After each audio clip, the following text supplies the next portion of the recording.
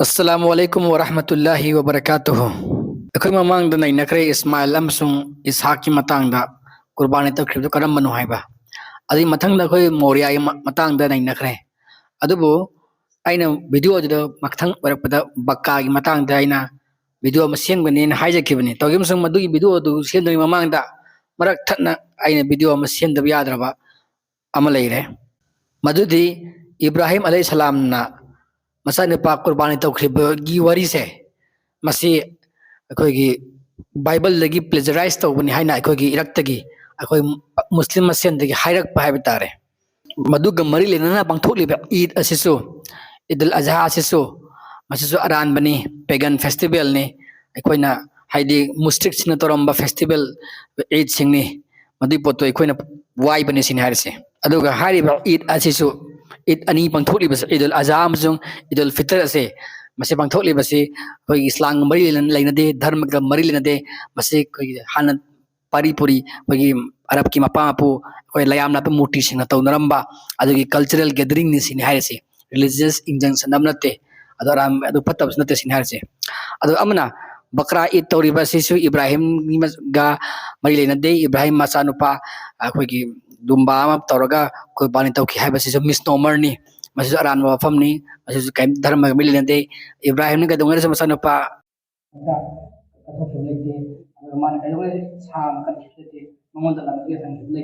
मसानुपा नंगागी सिनी हारेसे हाइरिबा सिंगसे अखोई मैतैन हरपनते हाउन हरपनते मसे अखोई मुस्लिम मणिपुर दे अखोई लेजब अखोई इरक्तगी मीसिंग हाइजबने अदो आइना मसी मतंग दा आइना क्या फजने इंटरेक्शन तोरमी अदो मसीगी सी आइना अखोई इरगा हाइबदो ओइथोलरोय अदोना मसी मयाम अदोना मयाम देन अवेयरनेस पीबगी ओइना आइना वीडियो सेमजबने अदो कुरान दा अल्लाह ने थंगे थंगदब्रा हाइबदो अखोई हौजिक आयात अमम पारगा नैनरगा येंगसे सूरा कुंथा तरे सुबा सूरा अस-सफ़ात की आयात 99 दगी पारथरकसे अदुगी अर्थ देसिनी अदुगो महाकना हाइकी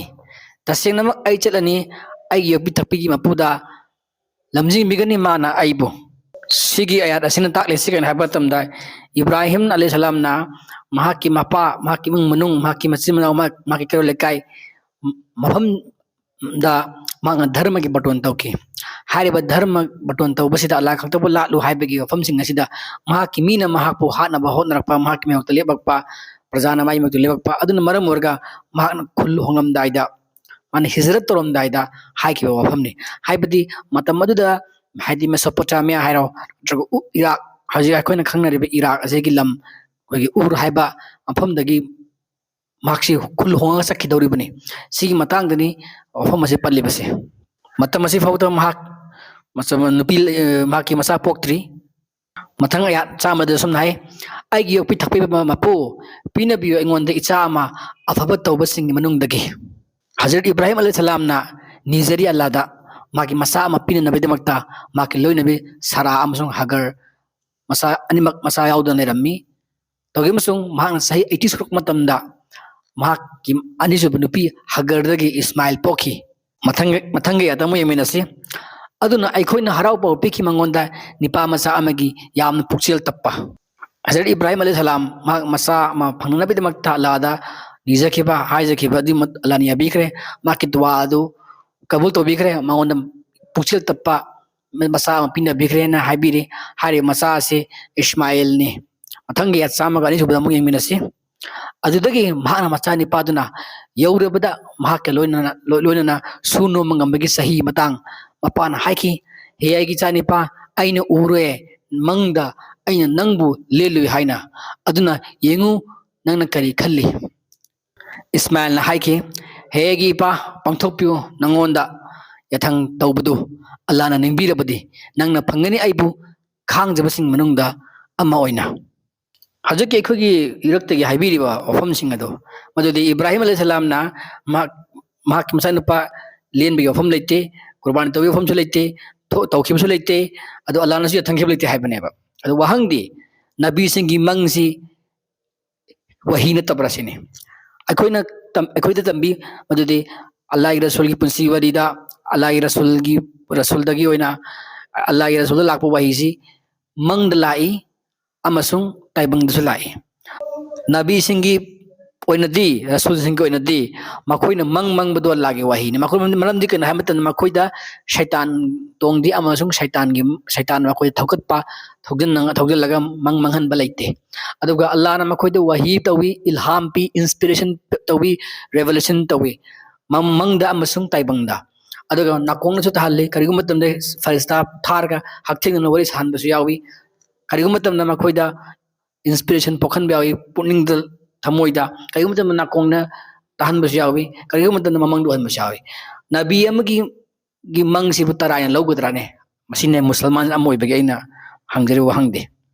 अखोइगी हदीस सिंगदसु लाई मदुदी नबी सिंगना ममंग मंगी हाइबा वफम अमा नबी सिंगना मंगी मंगसिंग अदु वही ngaktina हाइबा सही बुखारी हदीस नंबर 6982 इमा आयशा की रिवायत तगेनी अदु पुन मक्सि तोखरसे हदीस की वादी तोखरसे मोय हदीस से क्या कना लौदबनिना ममदे गन हदीस से मोयना अखोइना हदीस से केना मतमदा अल्लाह की रसूल की पुंसी की थबु खुदी मक्ता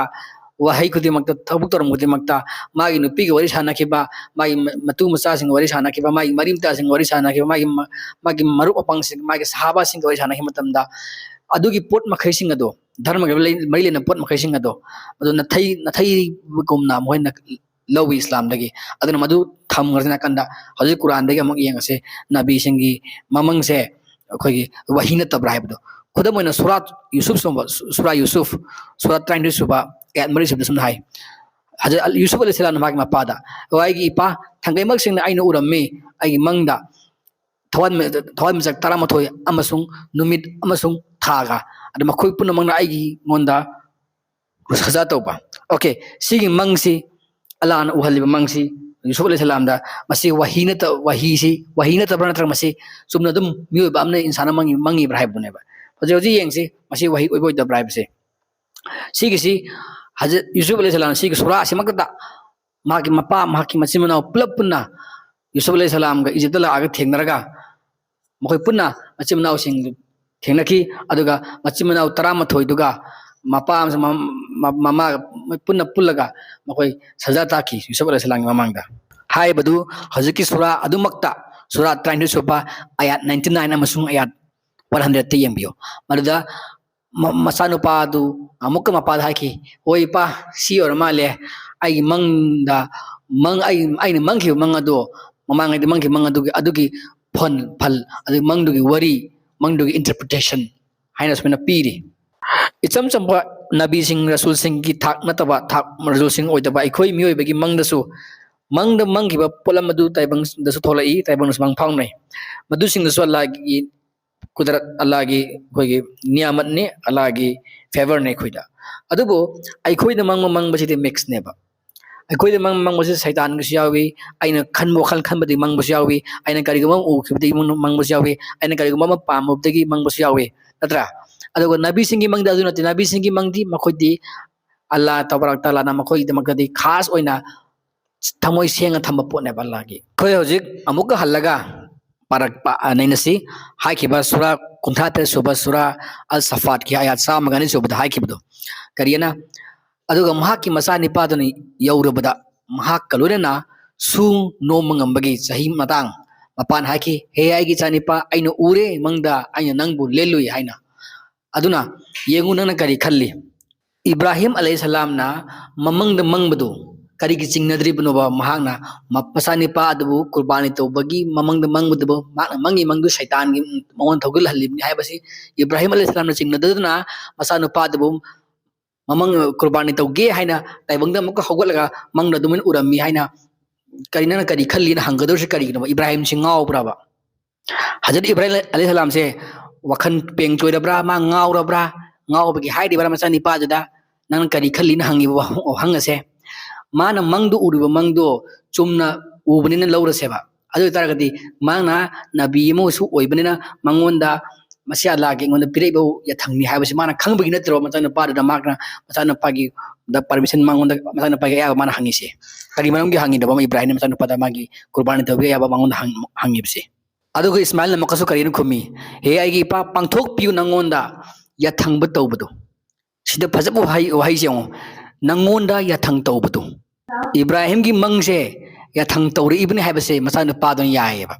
मचाना पादन यायेबा मपाना उरियो मंग से Allah ga yathang ne se karigino pikliba angang mahakna mapana uriba mangadubu yathang tawbudu pangthopiro haina hairibadi maramdi kin haba kanda mahaki mapa se asam natte Allah gi rasul ni Allah gi nabi ne ba Allah gi nabi amana oitaba ngangoi Allah gi nabi amana fataba ba mamang mangoi maram aduna asani pa aduna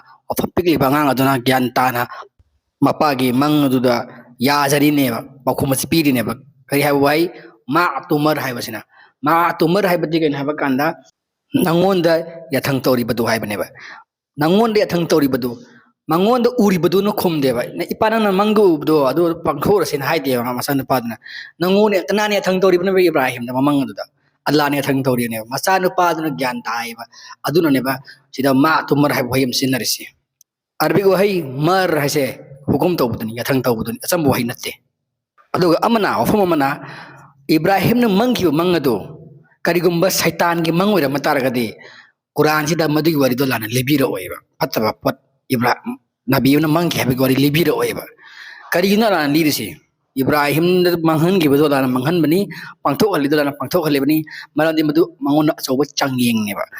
Allah na mangona piba changyeng ne ba kaya muk kathop ngamba ga habasi aduga masana pasi thang lin billion da bra haibadi batang namung lakse adudai makhoi ani man yajakhrabada aduga mahana mahakpu marai bakta tha thabire tida sinari bar bi wahi ase yawna phajaba wahi ni awang bo mathaktagi lang thrakpa tha thrakpa mapana makuk masana pai makuk adu pairaga leimai da subagi nam thabagi akanbo wahi ni sinarsi adu si wasi maitai lon da koina haiba ya da akoi phungdokpa express tobda laitabagi asumna thase hanbani mathangge atama pabesi aikoina kauki mangonda he Ibrahim nang na mapung phalle nangi mangdo tasena ma asuna mana mathin pibi aikoina abhawa tawbasingda wahangdi karigumba Ibrahim na mangiba mangado alagi thang nataba taragadi kari do bagino wala na sida haidor salana mangona kauraga karina he Ibrahim nang na mapung phalle nangi mangdo haibase kadobagi hagidor naba alana uhan big natro si ala na mamang du halaga madu mamang dumana pangthok padu yengaga pangthok tora bai mamang dumana chingnari bra saitan na pang manghali mangla lagi wa hira haibsi man chingnaduna pangthok ki big natro mana si bahum si hairi se aduga makasa ga heri kita senong asuna mana matin bibi ikoina ababa taw basingda karino bala na mana matin bidu saitan mang Ibrahim na mang du masagi mangjaba mang du ma chumna mangjora mana tawrambo aramba taw boy taragadi mana matin bidu si pidu si karino ba mauna reward pigi dosi kai no mamang si pangthok pagi tamakta taibangda si uhang si mam leire adu makha trak pada yata muhari taseng namak madu mayek seng liba sangyeng ni na sangyeng se na tawri no Allah na tawri na tro kadi gidu bu tawri no Allah na maha onda kam khaja ga habdu sangyeng taw bune ba Allah yu hukum kam in ba sangyeng taw bune ba he Ibrahim nang mapung phale nang gi mangdu hari si kadi gino ba madu gi mangdu changyeng ne ba makha trak pada mayeng se aduga thadoki mahakpu lenaba amana achauba amana ayat sam ngata haribasi wa fadainahu bi zibhin azim wafama da sijinari ba arbi wahiyase mayek chapsan artha halu haragadi lien bahai baneba haibadi aduga thadoki mahakpu lenaba amana mahakpu ede kana abno Ismail bo adu thadoki kanan thado ina mapa Ibrahim na masani pa Ismail bo thadoki ba lenaba amana hadi bahut silaga lenaba amana kanana karina lenaba amasi kaino achauba amana karino achauba bi sa amane ba sida len bhai bani ko sinar be arbi bhai ko zabiha hai bo hai duni sinar si bi zibhin harse len bhai ban thang na len direct len baduni sida hairse thang len ba phom se matan padu lehan gidreba achauba am lehan greba karamba achauba am lehan lem hai bado adune ba koina hadith tagi amasung Islamic history dagi palli base masi hogi yaw am len ki hana palli base si si Bible lagi plagiarize to ba adu wadan ha se yamna hogi pang bai ngang da wani nam de kana kanda Bible de yawra mena Quran langane hai bai wana te base adi pre Islamic mamang da alai da sulput mamang da rapching toram putul la lai hai ba mate ba arab sing da putum arab sing ala lai da me thajari sidi मोइदा Atop Murthy ma'am लाला सो अला लेरम थाजसिदा अखोइ हाइगदबा दमना मोइ अला high पोसे हानगा लेरम मिदा सरब सिंग थाइनदगी corner line सब माने अखोइ दि कौरिसि सासि हाइगदरबा मोइन कौर बिदुगा सब माने मोइ असोइ लेते मुस्लिम मखैदो अदो अतोप ममिंग नत्रगा अतोप ममिंग लौ चला रंतबा मखोइ सिजनरम बदिना मुस्लिम मखै सिजनबने लौ अतोप ममिंग लौ दबरबा मथंगे यातम करी लाई अदु अखोइने थंबीखी महाकी मथक्ता तुंगी मिरोल सिंगना निंगथीजन सोनबीबा अमा शांतिनी अब्राहम की मथक्ता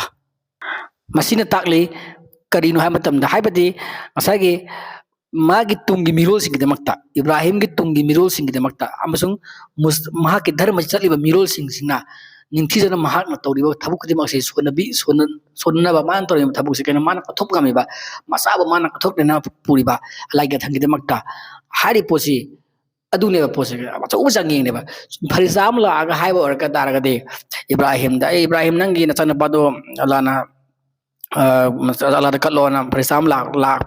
लागा हाइबगा मंगदु हनबा हाइबगा से आठ खेनै वही नेबा फजरी से कहीं कन मंग दोल जा लागी टेक्टिक्स नेबा ए फरिस्ताम ला हा गदु वही ने डायरेक्ट खंगनेबा अदु बोलाना ममंग दो हल्लगा मंगोन चिंग हंद पोक अदु बु चिंग नखिदे माना मसा दो पा म लेन बगी ममंग दो प चिंग नदना मसी लागी अफम नि चिंग नदना चली नेबा अदु मरम गी नेबा लाना सु कुरान दिरेसी शैतान गी फत्तबगी वरी बोलान कुरान पुखरा लीगी तो इब्राहिम तो पोतो इब्राहिम तो आराम ना सोय बरेना लाना सुम थोरो ओइदरो सिदा अदुना पोसी कन हाबा कांदा यामना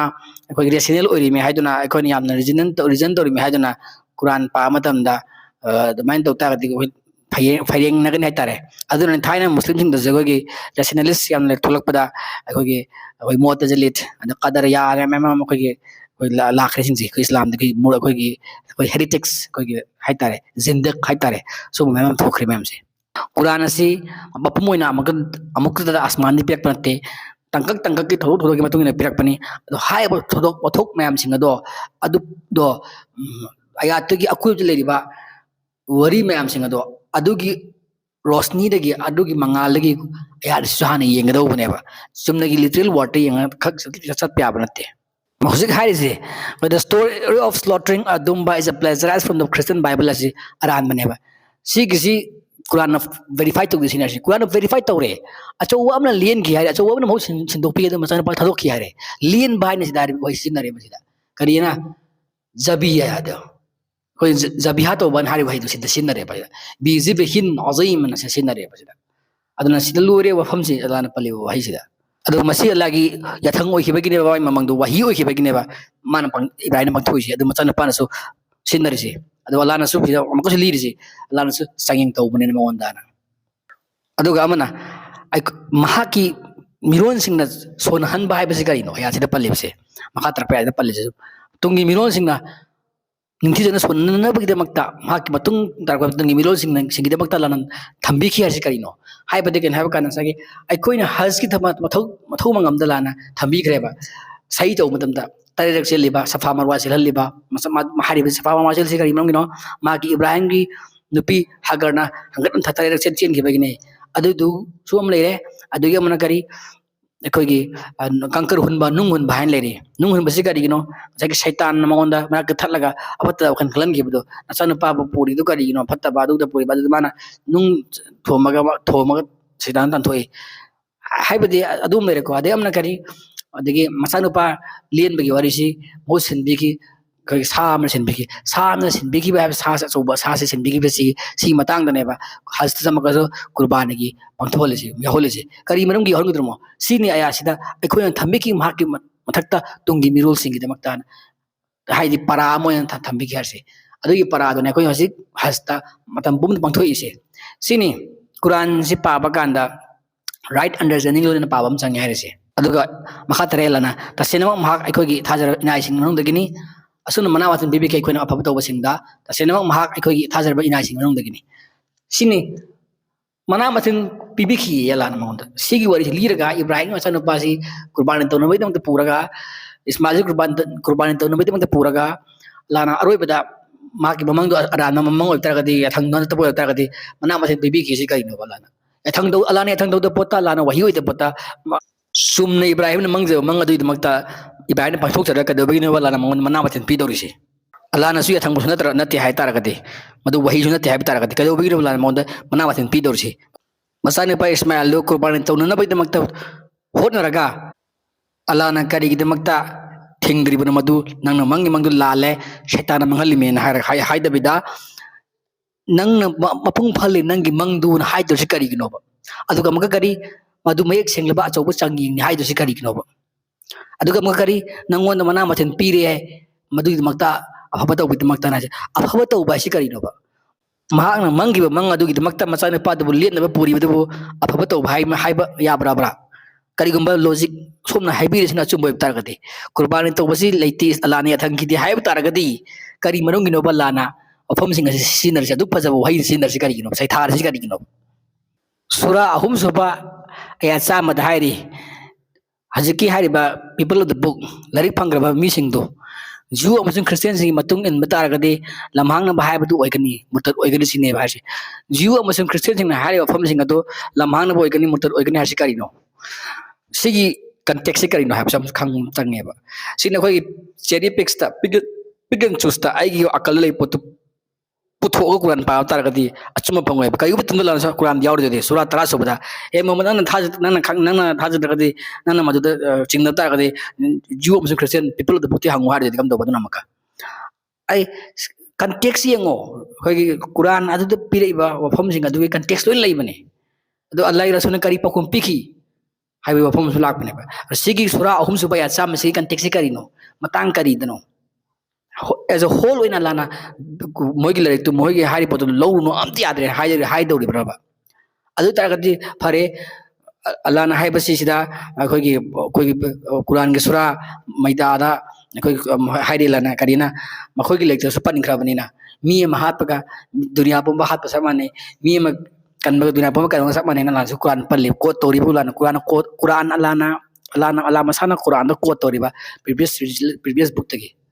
अल्लाह से प्लेजराइज तौरी हाइदोबा करिगिनो अमका लाना मोइगी मतुंग लदे लमहाना गने सो मसु हार कान मोइ मतुंग लदे हल्लगा काफिर ओइबगा समना गने सो मका हार करिगिनो ला मसाना मका मोइगी लाइक तगी कोतोडु करिगिनो बा सेप्टेम्बर 5 ता कोतोडु करिगिनो बा कोतोबो बाइबल li कोतोबो कुरान रे याम यावरे लाना दाऊद की मतंग दुस यावरे बुक ऑफ साम्स तगी यावरे इवन तलमुद तगी कोतोबो यावरे कुरान दा अदु या सिंग लोन पुथो नै न तारगदि कम दोबा अना हारे पोसे कंटेक्स यंगो बहाना अदु इब्राहिम अदुने साइ यम जैक्शन गदवने अखोइना इसागी अपामदा वखन सगलगा कुरान पारगा कुरान अठान बेयारोय अदुना पंगाय हाइबसि तौरोसि लारिक पारसु लारिकसु राइट अंडरस्टैंडिंग न पादप तारगदि लमानगनी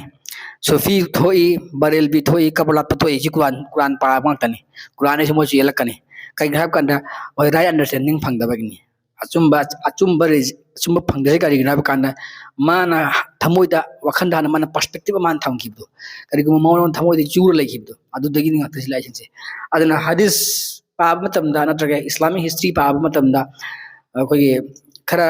येंगो तायेबा अदो कुरान से तंग अल्लाह की यस अल्लाह की कुरान से ना पुंग फारे अल्लाह ना हाइरे दोगे बसुम मसेगी हिस्टोरिकल बैकग्राउंड आया से थरखि मतंग cause of revelations अदगी हारिबा मैम सिंग असि सिसु नैनबम चंगेबा कुरान से अंडरस्टैंड तो हेक्ता गति यस कुरान दुगी कंटेक्स्ट सु यंगदोबनी कुरान की इन सूरा सिंग रिलेशंस सिसु यंगदोबनी तो हिस्टोरिकल बैकग्राउंड से यंगदोबनी सिनो नैनब पाब हाइबम चंगेबा अखोई आयाना खंग पारगा अखोइना आयातुदा याम खंग हाइरेना खन तारगदि नोइ नोइ वारी नि अखोइना येत ngमरोय इब्राहिम ना कदोंगर सु मंगोना सैक्रिफिशियल एनिमल अम फोलाई किदे अल्लाह न मोनि थंकिदे हाइबसे कुरान ककना बोवानी मसी अरान बनी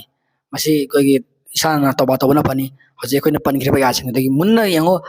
इंग्लिश की अर्थ न हुंदोको अरबिक वहाई दो अदुगा अरबिक वहाई दो पल्ले बिसिंग हान पंदो आठाले जिंग दि यामना कोमना लूज होना जस्ट इन्फॉर्मेशन के दमक हान बने अरबिक टेक्स्ट दुम लेजरबनी मसाना याम फसबा वहाई द मयक लारा वहाई सै थारलान हाइजरामी अदु अल्लाह नसु मुसा इब्राहिम तौकिबा अखोगी चुमना मंगजिगी मंगदबु अल्लाह थवैना पुखलगा कुरान लीबा हंगोदे रान बोर्ड दु कुरान अल्लाह पल्लरदोनी अदुगा नबी अमनसु अदु बराम तौनी हाबसि ओथोक्तरबवाने शैतान मंग बोलाना कुरान हापद्रो अद्रगा चुमना माइ मिबेगिन मंग जबलाना कुरान हागिद्रो हापद्रो अदुगा मकलाना थंगबने हागिद्रो बमता अदुगा समकला मना पिगद्रो अदुगी अदुगा सलाना ममिंग सोन हनगद्रो ताइवांग अदुइ तमक्ता ꯑꯗꯨꯒ ꯑꯃꯨꯛꯁꯨ ꯃꯆꯥꯅꯨꯄꯥꯅꯁꯨ ꯑꯃꯨꯛꯀꯁꯨ ꯃꯄꯥꯗ ꯆꯤꯡꯅꯈꯤꯗ꯭ꯔꯤ ꯄꯨꯝꯅꯃꯛ ꯊꯣꯛꯂꯛꯑꯒꯤ ꯈꯨꯖꯤꯜ ꯊꯧꯔꯥꯡꯅꯤ ꯁꯤꯅ ꯀꯨꯔꯥꯟꯗꯒꯤ ꯑꯦꯕꯁꯦꯟꯁ ꯑꯣꯏ ꯍꯥꯏꯕ ꯌꯥꯗꯦ ꯑꯗꯨ ꯏꯗꯀꯤ ꯃꯇꯥꯡꯗ ꯑꯃꯨꯛꯀ ꯏꯗ ꯑꯁꯤ ꯀꯩꯅꯣ ꯍꯔꯥꯎꯕ ꯍꯥꯏꯕꯅꯤ ꯀꯅꯥꯒꯤ ꯍꯔꯥꯎꯕꯅꯣ ꯀꯔꯤ ꯃꯔꯝꯒꯤ ꯍꯔꯥꯎꯕꯅꯣ ꯑꯩ ꯑꯜꯂꯥꯍꯅ ꯌꯥꯊꯪ ꯇꯧꯔꯛꯏꯕꯗꯨꯅ ꯌꯥꯊꯪꯗꯣ ꯑꯩꯈꯣꯏꯅ ꯄꯨꯂꯞ ꯉꯥꯛꯑꯒ ꯊꯥ ꯑꯃ ꯄꯨꯂꯞ ꯉꯥꯛꯑꯒ ꯔꯣꯖꯥ ꯊꯥꯗꯣ ꯄꯨꯂꯞ ꯉꯥꯛꯑꯒ ꯇꯧꯔꯛꯄꯒꯤ ꯑꯗꯨꯒꯤ ꯔꯣꯖꯥ ꯍꯦꯛꯄ ꯂꯣꯏꯔꯒ ꯑꯗꯨꯒꯤ ꯍꯔꯥꯎꯕ ꯄꯥꯡꯊꯣꯛꯄꯅꯤ ꯑꯗꯨꯒꯤ ꯁꯨꯀꯔ ꯑꯗꯨꯒꯤ ꯊꯥꯒꯠꯄ ꯑꯜꯂꯥꯍꯗ ꯄꯥꯡꯊꯣꯛꯄꯅꯤ ꯎꯠꯄꯅꯤ ꯑꯗꯨꯅꯅꯤ ꯏꯗꯇ ꯑꯩꯈꯣꯏꯅ ꯅꯃꯥꯖ ꯇꯧꯔꯤꯕꯗꯣ ꯑꯗꯨ ꯏꯗꯀꯤ ꯅꯃꯥꯖ ꯑꯁꯤ ꯀꯨꯔꯥꯟꯗ ꯌꯥꯎꯗꯦꯅ ꯇꯧꯔꯔꯣꯏꯗꯕ꯭ꯔꯕ ꯔꯁꯨꯜꯅ ꯇꯧꯔꯝꯗꯦꯅ ꯇꯧꯔꯔꯣꯏꯗꯕ꯭ꯔꯕ ꯑꯩꯈꯣꯏ ꯍꯗꯤꯁꯀꯤ ꯋꯥꯅꯤ ꯁꯤ ꯀꯨꯔꯥꯟꯒꯤ ꯋꯥ ꯅꯠꯇꯦꯅ ꯇꯧꯔꯔꯣꯏꯗꯕ꯭ꯔꯕ ꯑꯗꯨꯅ ꯈꯪꯒꯗꯕ ꯑꯃꯅ ꯑꯃꯨꯛ ꯍꯟꯅ ꯍꯥꯏꯕꯗ ꯁꯨꯔꯥ 63 ꯁꯨꯕ ꯑꯌꯥꯠ 102 ꯁꯨꯕꯗꯨꯅ ꯇꯥꯛꯏꯕꯗꯣ ꯃꯄꯥ ꯃꯆꯥ ꯑꯅꯤꯃꯛꯅ ꯌꯥꯖꯩ ꯑꯗꯨ ꯕꯥꯏꯟꯗꯤꯡ ꯀꯃꯥꯟ ꯍꯥꯏꯕꯁꯦ ꯑꯜꯂꯥꯍꯗꯒꯤ ꯃꯈꯣꯏꯅ ꯃꯪꯈ꯭ꯔꯤꯕ ꯃꯪ ꯑꯗꯣ ꯑꯦꯕꯁꯣꯂꯨꯠꯂꯤ ꯑꯣꯏꯅ ꯃꯄꯥ ꯃꯆꯥ ꯑꯅꯤꯃꯛꯅ ꯔꯦꯀꯣꯒꯅꯥꯏꯖ ꯇꯧꯈꯤ ꯌꯥꯈꯤ ꯃꯗꯨ ꯑꯜꯂꯥꯍꯒꯤ ꯋꯥꯍꯤꯅꯤ ꯍꯥꯏꯕꯁꯦ ꯃꯗꯨꯅ ꯃꯔꯝ ꯑꯣꯏꯔꯒꯅꯤ ꯑꯔꯕꯤꯛ ꯋꯥꯍꯩ ꯃꯆꯥꯅꯨꯄꯥꯅ ꯍꯥꯏꯔꯤꯕꯗꯨ ꯑꯩꯈꯣꯏꯒꯤ ꯅꯉꯣꯟ ꯌꯥꯊꯪꯕꯗ ꯄꯥꯡꯊꯣꯛꯄꯤꯔꯣ ꯍꯥꯏꯅ ꯃꯗꯨ ꯑꯩꯈꯣꯏꯒꯤ ꯆꯨꯝꯅ ꯑꯩꯈꯣꯏꯒꯤ ꯑꯣꯔꯗꯤꯅꯔꯤ ꯅꯥꯏꯠꯃꯤꯌꯔ ꯑꯃ ꯅꯠꯇ꯭ꯔꯒ ꯑꯩꯈꯣꯏꯒꯤ ꯁꯕꯀꯟꯁꯤꯌꯁꯇꯒꯤ ꯊꯣꯠꯇꯒꯤ ꯃꯪ ꯅꯠꯇꯦ ꯍꯥꯏꯕꯗꯨ ꯃꯗꯨꯅ ꯁꯥꯈꯤꯅꯤ ꯑꯗꯨꯒ ꯑꯔꯣꯏꯕꯗ ꯑꯜꯂꯥꯍꯅ ꯃꯉꯣꯟꯗ ꯆꯥꯡꯌꯦꯡ ꯇꯧꯕꯅꯤ ꯍꯥꯏꯔꯤꯗꯣ ꯑꯗꯨꯒ ꯑꯃꯨꯛꯀꯁꯨ ꯖꯕꯤꯍꯤꯟ ꯑꯩꯈꯣꯏꯒꯤ ꯑꯆꯧꯕ ꯑꯃꯅ ꯂꯦꯟꯅꯕ ꯑꯆꯧꯕ ꯑꯃꯅ ꯂꯦꯟꯍꯟꯕ ꯃꯍꯨꯠ ꯁꯤꯜꯍꯟꯕꯤꯒꯤ ꯊꯥꯗꯣꯛꯄꯤꯈꯤ ꯏꯁꯃꯥꯏꯜꯕꯨ ꯍꯥꯏꯈ꯭ꯔꯤꯗꯣ ꯄꯨꯝꯅꯃꯛ ꯑꯁꯦ ꯑꯜꯂꯥꯍꯒꯤ ꯋꯥꯍꯤꯅꯤ ꯑꯜꯂꯥꯍꯒꯤ ꯌꯥꯊꯪꯅꯤ ꯃꯔꯝ ꯑꯗꯨꯅꯕꯨ ꯑꯜꯂꯥꯍꯅ ꯀꯨꯔꯥꯟ ꯑꯁꯤꯗ ꯃꯗꯨꯕꯨ ꯂꯤꯔꯒ ꯑꯩꯈꯣꯏꯗ ꯈꯪꯍꯜꯂꯤꯕꯅꯤ ꯃꯔꯝ ꯑꯗꯨꯅꯕꯨ ꯃꯁꯤ ꯍꯖꯒꯤ ꯁꯔꯨꯛ ꯑꯃꯁꯨ ꯑꯣꯏꯍꯜꯂꯤꯕꯅꯤ ꯑꯗꯨꯅ ꯃꯇꯥꯡ ꯑꯁꯤꯗ ꯑꯩꯅ ꯍꯥꯏꯖꯅꯤꯡꯕꯗ ꯑꯔꯣꯏꯕꯗ ꯀꯨꯔꯥꯟ ꯄꯥꯕꯗ ꯍꯤꯗꯥꯌꯠ ꯐꯪꯒꯅꯤ ꯍꯥꯏꯕ ꯂꯩꯇꯦ ꯃꯥꯒꯤ ꯊꯃꯣꯏꯗꯨꯅ ꯆꯨꯝꯗꯕ ꯇꯥꯔꯒꯗꯤ ꯀꯨꯔꯥꯟ ꯄꯥꯕ ꯃꯇꯝꯗ ꯀꯌꯥ ꯑꯃꯁꯨ ꯂꯪꯐꯩꯅꯍꯟꯕ ꯌꯥꯏ ꯃꯥꯅ ꯊꯃꯣꯏ ꯆꯨꯝꯗ꯭ꯔꯒꯗꯤ ꯀꯨꯔꯥꯟ ꯄꯥꯕ ꯀꯨꯔꯥꯟ ꯌꯥꯝ ꯍꯩꯕ ꯈ꯭ꯔꯤꯁꯇꯤꯌꯟ ꯁ꯭ꯀꯣꯂꯔ ꯃꯌꯥꯝ ꯑꯃ ꯂꯩꯈ꯭ꯔꯦ ꯆꯞ ꯃꯥꯟꯅꯅ ꯏꯁꯂꯥꯃꯤꯛ ꯁ꯭ꯀꯣꯂꯔ ꯑꯃꯗꯒꯤ ꯍꯦꯟꯅ ꯍꯩꯅ ꯑꯃꯒꯨꯝꯅ ꯃꯈꯣꯏ ꯑꯝꯇ ꯏꯁꯂꯥꯝ ꯑꯣꯏꯗꯦ ꯑꯗꯒꯤ ꯑꯃꯨꯛꯀꯁꯨ ꯑꯩꯈꯣꯏ ꯏꯆꯝ ꯆꯝꯅ ꯄꯥꯖꯕ ꯃꯤ ꯑꯃꯈꯛꯅꯁꯨ ꯑꯗꯨꯝ ꯏꯁꯂꯥꯝ ꯑꯣꯏꯖꯈꯤ ꯑꯗꯨꯅ ꯁꯤꯗꯤ ꯑꯜꯂꯥꯍꯒꯤ ꯍꯤꯗꯥꯌꯠꯅꯤ ꯇꯣꯉꯥꯟꯕꯅꯤ ꯑꯗꯨꯅ ꯑꯩꯈꯣꯏꯅ ꯀꯨꯔꯥꯟꯒꯤ ꯏꯪꯂꯤꯁꯇꯤ ꯈꯔ ꯄꯥꯔꯒ ꯑꯗꯨꯒ ꯑꯩꯈꯣꯏꯒꯤ ꯑꯔꯊ ꯈꯔ ꯈꯪꯉꯒ ꯑꯩꯈꯣꯏ ꯂꯣꯏꯅꯃꯛ ꯈꯪꯉꯦ ꯍꯩꯔꯦ ꯑꯗꯨꯅ ꯑꯩꯈꯣꯏ ꯏꯟꯇꯔꯄ꯭ꯔꯤꯠ ꯇꯧꯅꯤ ꯑꯩꯈꯣꯏ ꯂꯣꯏꯅꯃꯛ ꯑꯣꯖꯥꯅꯦꯅ ꯈꯟꯖꯕ ꯇꯥꯔꯒꯗꯤ ꯃꯗꯨꯗꯤ ꯏꯁꯥꯒꯤ ꯋꯥꯅꯤ ꯑꯩꯈꯣꯏꯅ ꯀꯩꯁꯨ ꯑꯗꯨ ꯍꯥꯏꯕ ꯉꯝꯃꯔꯣꯏ ꯀꯅꯥꯁꯨ ꯑꯩꯈꯣꯏꯅ ꯊꯤꯡꯕ ꯉꯝꯃꯔꯣꯏ ꯃꯔꯝꯗꯤ ꯑꯩꯈꯣꯏ ꯑꯗꯨꯁꯨ ꯈꯟꯖꯗꯦ ꯃꯔꯝ ꯑꯗꯨꯅ ꯑꯩꯅ ꯍꯥꯏꯖꯅꯤꯡꯕꯗꯤ ꯑꯩꯈꯣꯏꯅ ꯍꯥꯏꯖꯅꯤꯡꯕꯗꯤ ꯀꯩꯅꯣ ꯍꯥꯏꯕ ꯀꯥꯟꯗ ꯀꯨꯔꯥꯟ ꯑꯁꯤ ꯄꯥꯕ ꯃꯇꯝꯗ ꯃꯥꯒꯤ ꯆꯨꯝꯅ ꯍꯤꯁꯇꯣꯔꯤꯀꯦꯜ ꯕꯦꯛꯒ꯭ꯔꯥꯎꯟ ꯃꯗꯨꯒꯤ ꯀꯣꯖ ꯑꯣꯐ ꯔꯦꯚꯦꯂꯦꯁꯟꯁ ꯃꯌꯥꯝꯗꯨꯁꯨ ꯈꯪꯕ ꯆꯪꯉꯤ ꯑꯩꯅ ꯀꯔꯤꯒꯨꯝꯕ ꯀꯨꯔꯥꯟꯒꯤ ꯑꯥꯌꯠ ꯃꯈꯩꯁꯤꯡꯗꯨ ꯆꯠꯂꯒ ꯍꯧꯖꯤꯛ ꯄꯨꯈꯠꯂꯒ ꯅꯩꯅꯕ ꯇꯥꯔꯒꯗꯤ ꯃꯗꯨ ꯑꯆꯧꯕ ꯍꯤꯔꯝ ꯑꯃ ꯑꯣꯏꯒꯅꯤ ꯑꯌꯥꯠ ꯑꯃꯅ ꯁꯦꯟꯇꯦꯟꯁ 5 ꯌꯥꯎꯔꯕ ꯁꯦꯟꯇꯦꯟꯁ 5-6 ꯑꯗꯨꯗ ꯑꯩꯈꯣꯏꯒꯤ ꯀꯦꯖꯨꯋꯦꯜ ꯔꯤꯗꯔ ꯑꯃꯅꯗꯤ ꯄꯨꯂꯞ ꯄꯨꯟꯅ ꯑꯄꯨꯟꯕ ꯑꯣꯏꯅ ꯎꯒꯅꯦꯕ ꯊꯧꯗꯣꯛ ꯑꯃꯒꯤ ꯇꯥꯡꯀꯛ ꯑꯃꯒꯤ ꯃꯇꯝ ꯑꯃꯒꯤ ꯇꯧꯔꯤꯕ ꯑꯃꯁꯨꯡ ꯑꯌꯥꯠ ꯑꯃꯗꯨꯗ ꯁꯦꯟꯇꯦꯟꯁ 5 ꯁꯦꯟꯇꯦꯟꯁ 2 ꯑꯃꯗꯤ ꯖꯨꯛ ꯑꯃꯒꯤ ꯋꯥꯔꯤꯅꯤ ꯑꯃꯅ ꯖꯨꯛ ꯑꯃꯒꯤ ꯋꯥꯔꯤ ꯌꯥꯝꯅ ꯊꯥꯞꯄ ꯖꯨꯛ ꯑꯃꯃꯝꯒꯤ ꯋꯥꯔꯤ ꯑꯣꯏꯕ ꯌꯥꯏꯑꯕ ꯁꯤꯒꯨꯝꯕ ꯑꯌꯥꯠ ꯃꯌꯥꯝ ꯑꯃꯁꯨ ꯂꯩꯌꯦꯕ ꯀꯨꯔꯥꯟꯗ ꯑꯗꯨꯁꯨ ꯄꯨꯊꯣꯛ ꯇꯥꯔꯒꯗꯤ ꯑꯩꯈꯣꯏ ꯉꯥꯎꯒꯅꯦꯕ ꯃꯔꯝꯗꯤ ꯀꯩꯅꯣ ꯑꯗꯨ ꯀꯥꯏ ꯎꯏ ꯀꯥꯟꯗ ꯑꯩꯈꯣꯏꯅ ꯍꯤꯁꯇ꯭ꯔꯤꯗꯒꯤ ꯈꯪꯉꯦꯕ ꯁꯤ ꯃꯇꯥꯡꯁꯤꯅ ꯁꯦꯒꯠꯅꯔꯒ ꯈꯪ ꯉꯝꯃꯦꯕ ꯑꯗꯨꯅ ꯑꯩꯈꯣꯏꯅ ꯍꯦꯛꯇꯪ ꯏꯪꯂꯤꯁ ꯈꯔ ꯈꯪꯉꯒ ꯑꯗꯨꯒ ꯈꯔ ꯍꯩꯔꯒ ꯂꯣꯏꯅꯃꯛ ꯑꯗꯨ ꯑꯔꯊ ꯍꯟꯒꯅꯤ ꯑꯗꯨꯒ ꯑꯔꯊ ꯍꯟꯕꯗꯤ ꯆꯨꯝꯅ ꯍꯟꯈꯤꯕ ꯌꯥꯏꯑꯕ ꯑꯗꯨꯕꯨ ꯃꯥꯒꯤ ꯂꯧꯕ ꯋꯥꯍꯟꯊꯣꯛꯇꯣ ꯑꯗꯨꯗꯗꯤ ꯂꯥꯜꯂꯛꯀꯅꯦꯕ ꯀꯩꯅꯣ ꯍꯥꯏꯔꯀꯥꯟꯗ ꯃꯗꯨꯒꯤ ꯍꯤꯁꯇꯣꯔꯤꯀꯦꯜ ꯕꯦꯛꯒ꯭ꯔꯥꯎꯟ ꯀꯟꯇꯦꯛꯁꯁꯤꯡꯗꯣ ꯈꯪꯗ꯭ꯔꯒꯗꯤ ꯌꯥꯔꯣꯏꯑꯕ ꯁꯤꯅꯤ ꯑꯩꯅ ꯍꯥꯏꯖꯅꯤꯡꯕꯗꯤ ꯑꯗꯨꯅ ꯃꯇꯥꯡ ꯑꯁꯤꯗꯤ ꯁꯤ ꯍꯥꯏꯔ ꯂꯣꯏꯁꯤꯟꯖꯔꯒꯦ ꯑꯁꯁꯂꯥꯃꯨ ꯑꯂꯩꯀꯨꯝ ꯋꯔahmatullahi wabarakatuh